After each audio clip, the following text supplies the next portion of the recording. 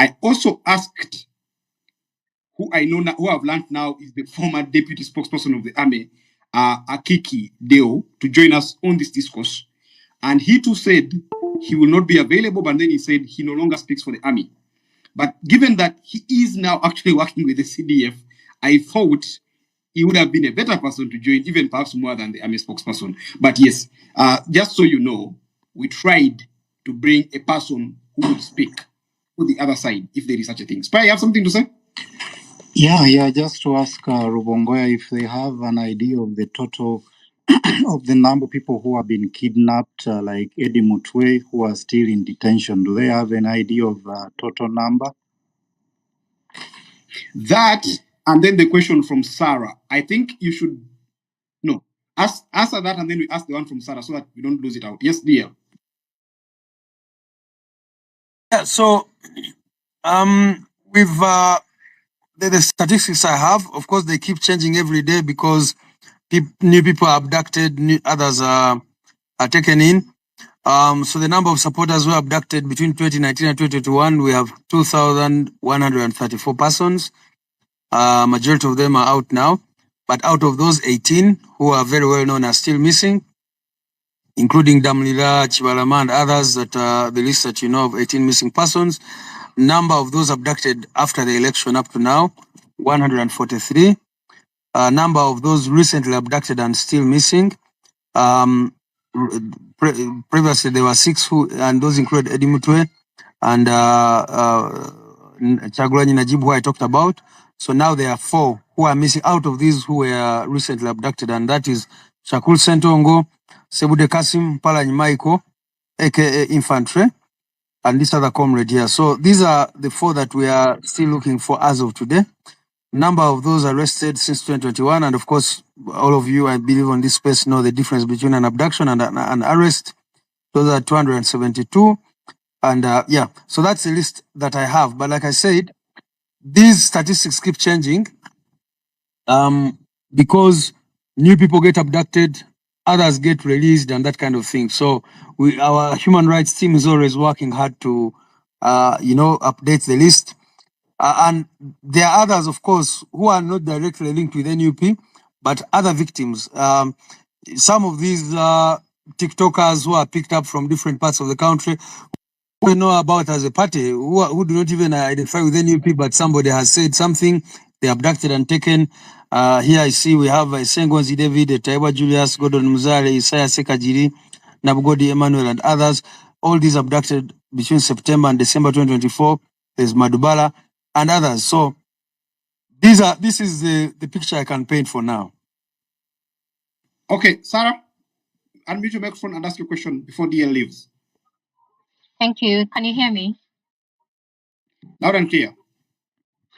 Perfect. Given the nature of torture that our brother Eddie Mutwe went through, apart from the legal approach and the human rights approach, is there a way of including the medical approach and maybe involving medical personnel, Uganda Medical Association and other groups, mental health, also from a mental health approach, to ensure that Eddie Mutwe is released? I mean, having looked at the side effects of what he went through, which I've shared on my timeline, alongside the studies that have been made on extensively by Amnesty International and different research centers, it is very clear that Eddie Mutwe needs immediate health, medical attention. So I was just wondering, is there an approach, like as a group, as a registered party? I mean, individually, there's very little we can do, but I'm pretty sure that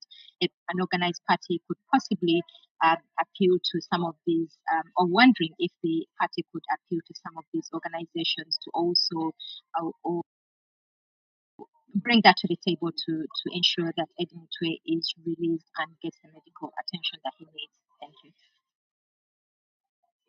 Okay, DL, take that and then you'll have done us the best you could. Maybe just one last question for him. What is the NUP party? And I'm not saying this is supposed to be solely on the party. But what are they doing? So we've seen that legal measures are not working. We've seen the likes of Yasin Machete have been in jail for 4 years and no legal process is yielding anything. When you look at now Ed Mutwe, it's well, like the judges are remanding a visibly tortured person and sending them to jail instead of hospital. And mostly these are targeted because of being members of the National Unity Platform. What is the NUP? Is there any plan B or C? Is there anything else you guys are planning to do about it? Are there any options? Yeah, thanks.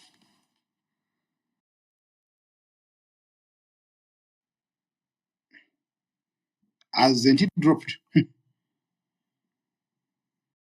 I see he's on as a listener, so maybe someone bring him back in as a speaker. I have sent DL. I've sent you an invitation to speak. If you're here, just accept. Yeah, I see he's here.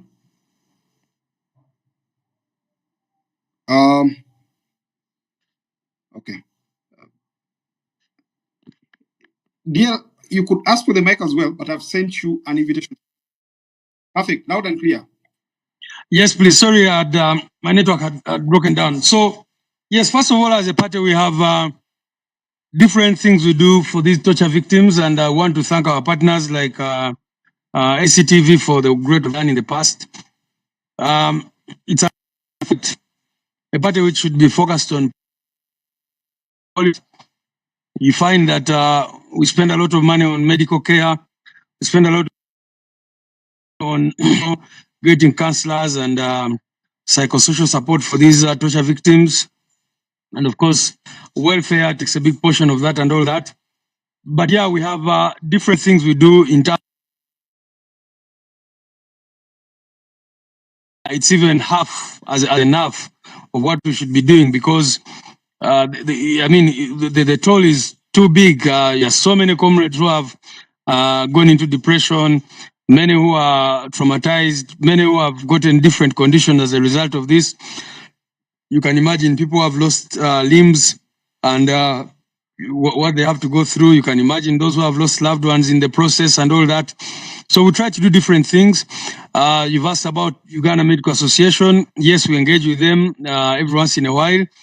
But as you know the situation even of these organizations, they're also dealing with their own challenges. Same thing with Uganda Law Society, which we try to engage every once in a while. And you've seen them bring different actions on some of these matters. We believe that these associations can do much more, except, of course, the environment under which they operate.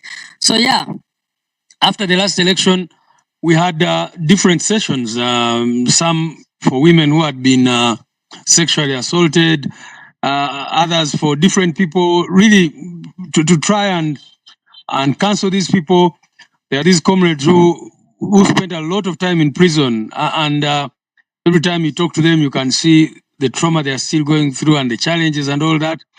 So we do our best as a party, but I cannot say that it is enough. Okay. And Agatha's question, that answered it as well.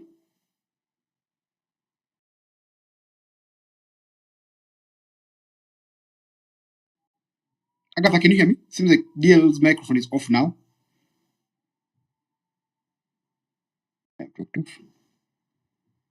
Okay. Yes, I can hear you. Did he address your question? I don't think so, but Agatha, please ask your question again. no, I was asking that seeing as no legal means are working, as regards your supporters, who are actually most of them are in the predicament they're in because of supporting NUP. Is there any other option? Are there any other plans you have to do something to rescue them, or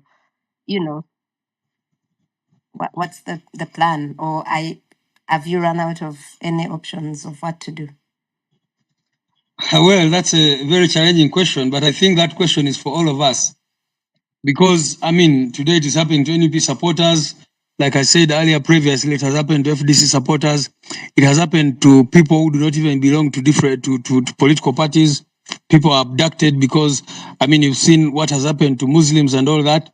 So I think our resort has been to the population, to the people of Uganda. We've been talking about, I mean, because we all know, we can all agree that this